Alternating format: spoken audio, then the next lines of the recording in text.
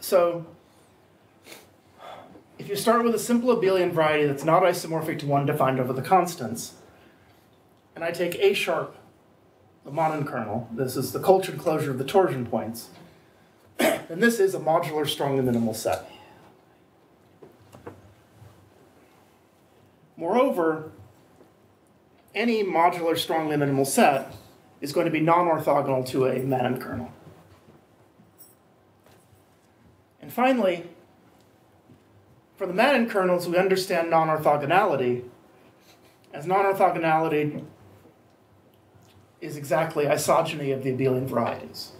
So if the two abelian varieties are isogynous, the Monin kernels are non-orthogonal. If the Monin kernels are non-orthogonal, the abelian varieties are isogynous. So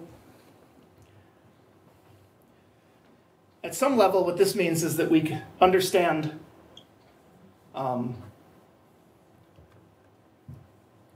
at least up to non-orthogonality, we understand the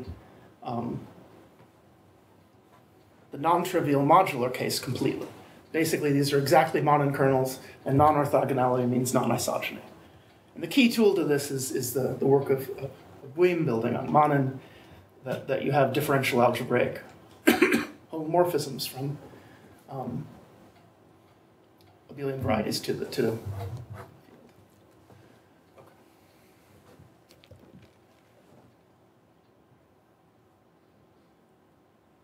For those of you who haven't seen this before, let me just say this very quickly, but this is a strong minimality of A sharp. It plays a fundamental role in the, maybe not in Ali's proof, but in Hrshovsky's proof of the Mordell-Lang conjecture for function fields and characteristic zero.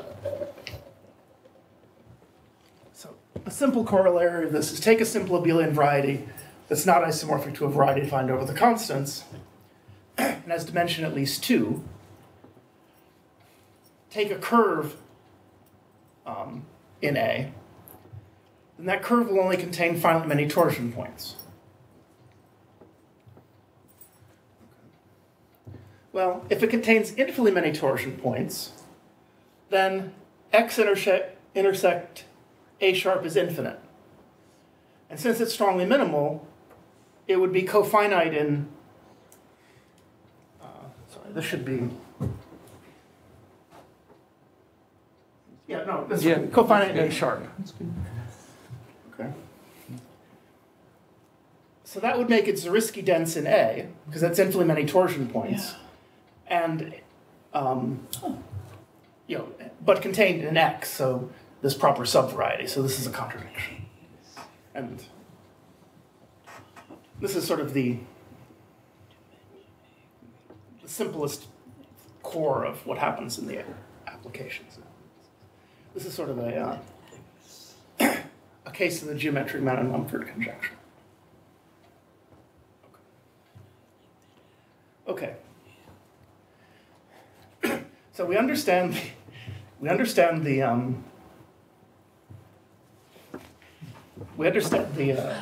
could have called this degenerate pursuits. Let's save that for later. So in some sense, this is one of the cases where model theory picked a really bad name for something, because in most situations, in many situations, the trivial is what we don't understand. So we have to spend a lot of time studying the trivial. Okay, so we understand basically the non-trivial. At some level, we understand. I think at this point we're still looking at examples. So we have these Kolchin-Shalah style examples, Rosalie-Kolchin-Shalah style examples, and all of these end up being geometrically trivial. And trivial in the strong sense that, in fact, there's no structure on them whatsoever. There's a paper by Hrshovsky and Itai where they're doing various things, but it starts off with a wonderful constructions of large numbers of sets. Namely, it gives you a way for take any curve defined over the constants. I can find a trivial, strongly minimal subset of that curve where the differential function field of the strongly minimal set is the function field of the curve. And this is a very pretty construction, which I think still no one is, it hasn't been generalized to the case of not defined over C. Number of attempts at it. There's the work of Ronnie and Pillay on generic Pain-Levé equations, where basically you show that, at least in the generic cases, that the sets defined by Pain-Levé equations are strongly minimal, trivial, and this, in fact, the strong degeneracy condition. So a question that goes back to the early days of this. You know, the examples I've given are all cases where the strongly minimal set, once I just isolate the strongly minimal set, has basically no structure on it. There were some conjectures early on in the subject. This was always going to be true. That if you had a trivial strongly minimal set and a finite subset, then the closure of that would be finite. And this would give an Aleph zero categoricity condition. This goes back to Lescar and or Posat. It was an attempt to prove something that's now known to be false. But it gave a problem that it took a long time before we could find any examples. And Hrushevsky, in fact, proved this for, okay, this is wrong. This is, sorry, algebraic dimension 1 and x defined over the constants. So if you have transcendence degree 1 defined over the constants, this is true. His proof used a theorem which is really of great interest, I think. And Jim will be talking much more about this. I'm stating a very simple case of it here, which is even less than you need in this application. It says, okay, suppose I have a differential variety defined over transcendence degree 2. And there are infinitely many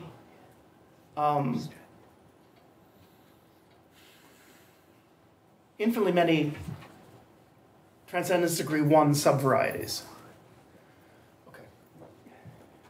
Can it happen for random reasons? Namely, can they just be there because they're there, not because they come from some family? This is very close to the pictures I've been drawing on the sideboards.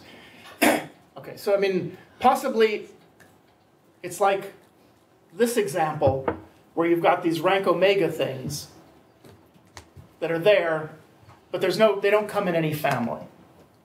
What Hrushevsky showed was that in this case, they do come in a family. That the only way you could have infinitely many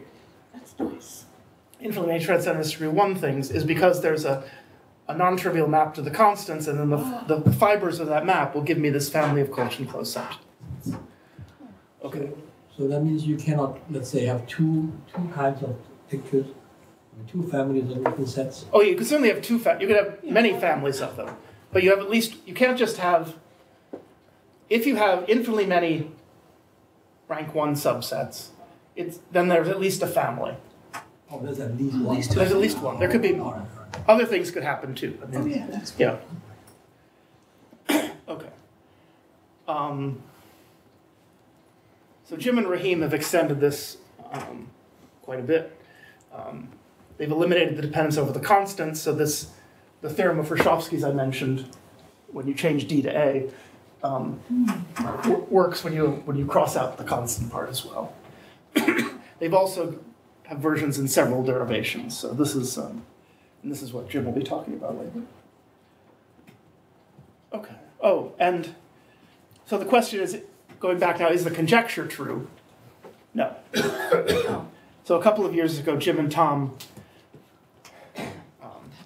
found this in this really beautiful paper, found this result that there's a third order nonlinear equation E that's satisfied by the J function, such that E is strongly minimal, it's geometrically trivial, but there's a way that elements of GL2 of Q act on E, making it a not Aleph zero categorical. So you've got lots of functions acting on this.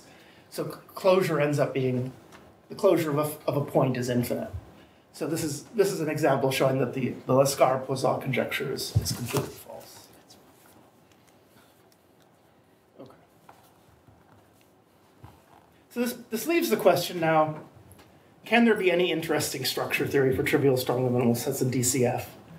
I mean, I think at this point I would throw up my hands on this. I mean, I can't even come up with a good question of what a good idea, a candidate, a wild conjecture for what one could say about a structure theory now. But these are there. I mean, it's like analytic covering that. I don't know. And I want to conclude just with a series of questions that I often ask my thesis students.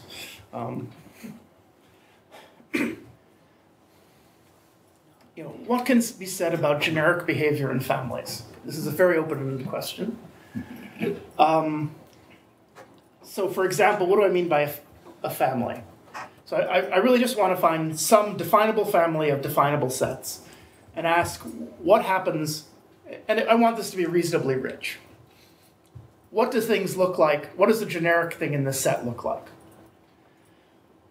So an example of this, let's look at differential equations, and maybe this is too simple. Y double prime is a polynomial in y and y prime of degree d. So this is a definable, once I fix the degree, this becomes a definable family. And there's a natural notion of either take a generic polynomial with either algebraically independent coefficients or algebraically independent, either differentially independent coefficients or algebraically independent constant coefficients, and ask what does the set look like?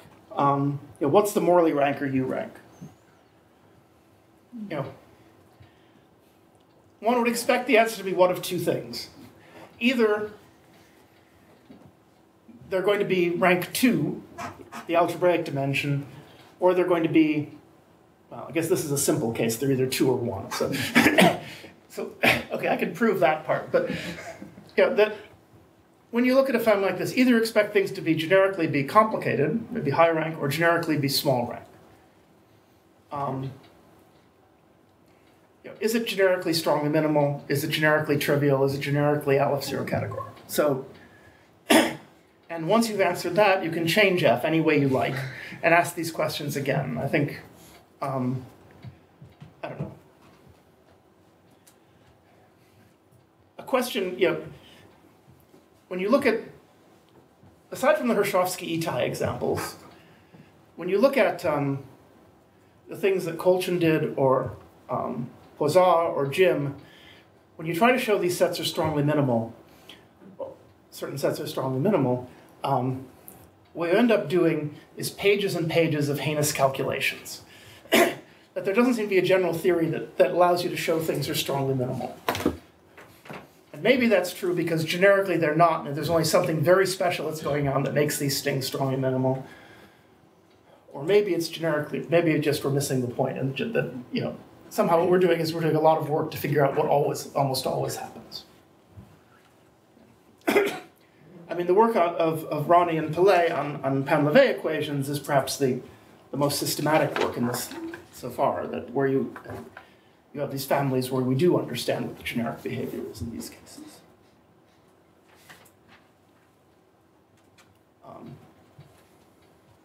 Something that Tracy McGrail and I had noticed, heavily dependent on Rosenleek, is let's look at a very simple equation. X prime is f of x, where f is a polynomial of, where you're fixing the degree and you want to look at degree at least 3. Then, generically, these are strongly minimal L0 categorical. Mm-hmm. Okay, but non-generically, there are lots of them that are orthogonal, that are non-orthogonal to the constants. So basically, if I take algebraically dependent coefficients, this is likely to happen. So one thing this tells me is that being non-orthogonal to the constants is not in general definable in families. Because here, generically, things are orthogonal to the constants, but there's this, but you can't separate off the set of points where they are. This is, I think, an observation that led me in the wrong direction for a long time, because in Hrushkovsky-Itai, they prove that being being non-orthogonal to Manin kernels is definable in families. This ends up being a very useful observation. Okay, I plan on leaving about 15 minutes for questions and deducting the time for the the time for the technical startup. I think I more or less did that, so I think that's it. Thanks.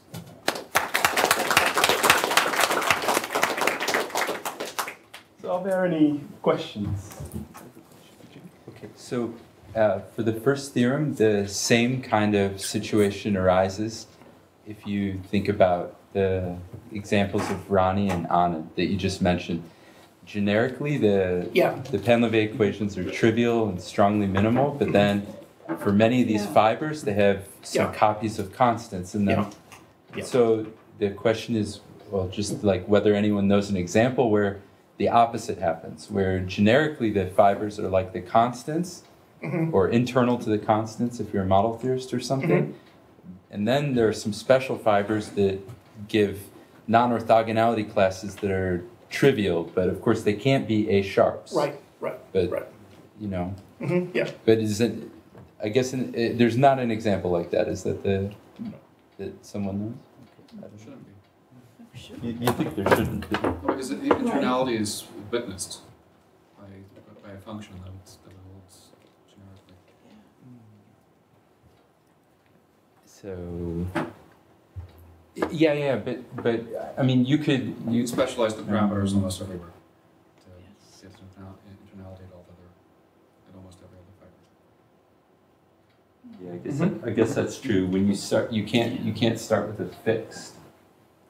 So it would have to be something like where you just had almost internality. You might be able to get something like that with almost internality, but you needed different parameters in all those fibers or something. But probably that wouldn't. Okay. Good point. Yeah. Okay. Yeah, good point. Any other questions? I had a particular question about something early in the talk. Equation maybe from your thesis X triple prime, where you had C2 inside. And then, so this looks like something like a blow up, right? Yeah. And so is there? I may have asked this before, but do you know if there's some kind of general theory, differential algebraic geometry of blowing something up by copies of Cn? In fact, I asked you about this a long time ago. Again, it's not familiar when it came to I thought I had asked it. I had asked about how you could get this kind of example in CCM, and you showed these things did come up naturally in CCM, and wondering whether there was something similar happening here. So you want to blow up a point, but just blow it up by by the constants or something. Is that what you're saying? Yeah, or Cn. Yeah. But somehow something deep has to happen because the power n that you choose, it can't be bigger than the transcendence degree of the variety that you start with, or else something goes wrong. Yeah. So there has to be something more. You know. You want us to say something else? But even just algebraically, like, can you view that equation as a blow-up equation? I didn't. Any other questions or comments? So let's thank Dave again.